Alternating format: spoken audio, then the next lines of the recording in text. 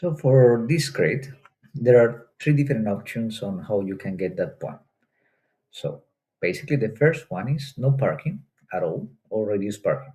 Second one, car share, and the third one is unbundling parking. So for the very first one, which is not parking or reduced parking, so as I say, no parking at all, off street parking, you're gonna get the point. That's it.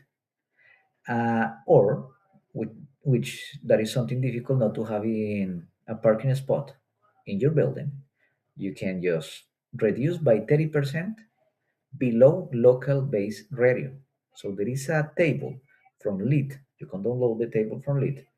There is the appendix and the table that you're gonna need to download, and you're just gonna need to go 30% below it.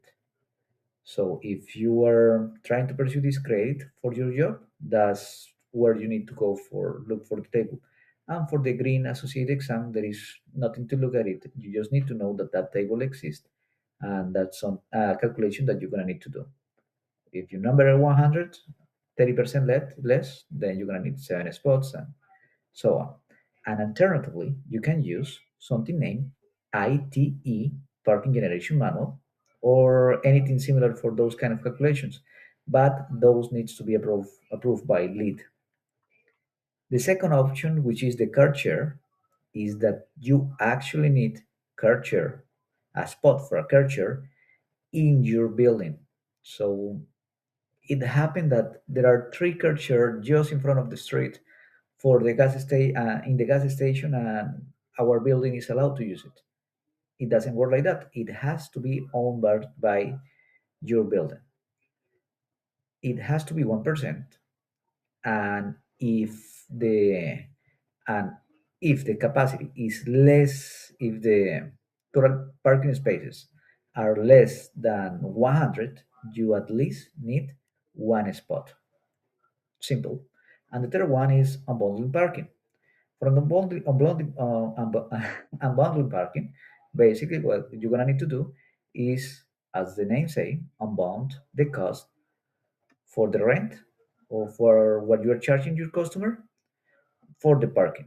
If the rent of the apartment building is $2,000 and the price for the parking is $200, you're gonna need to charge for the parking and you're gonna need to charge for the rent. So that's something that you're gonna need to do. And not just that, you need to charge more from what it costs a trip in the city. So let's say that it's $5 going to the office and $5 going back to the office. That's $10. So you can't charge less than that. So basically, parking, getting that point, it doesn't seem too difficult, and is there for you. For electrical vehicles, there are two different ways to get that point. One way is that you're gonna need at least 5% of the total capacity, the parking capacity that you have in your building, dedicate to electric vehicles. How do I know those parking spots are dedicated for electric vehicles?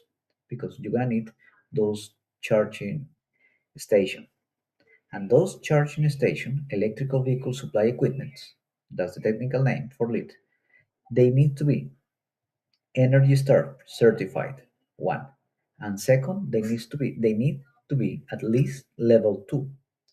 To give you an idea, what is level 2 charging station are those that add to your car any number between 20 and kilometers every hour that they are plugged into the grid. So that's something that you're gonna need to know. And also, your building gonna need to be integrated to demand response or load management. That's something that we don't gonna talk too much in this topic. That needs to be in energy and atmosphere, because there are a lot of things to say there, and those are related with BAS and energy management, and which are things that I have too much to say. And since this is only one point, I don't want to spend too much this, and also because this is all the information that you're gonna need for to gain that point. So this is the option number one. The option number two to get that point claim is, instead of having 5% at the very beginning of the commissioning of your building with electrical vehicle supply station, you're gonna need to have at least 10% of the total amount of the total amount of parking spot available in your building for the future. So it's not just like planning and doing a draw for it. No, you're gonna need to plan by having the electrical conduit, having the wires, and having the electrical loads, so that can happen in the future. So an electrical engineer, that person, gonna need to sign that that is happening, and the electrical loads are there, and at any point given, you can install those stations, and then that's the way how you can claim that point.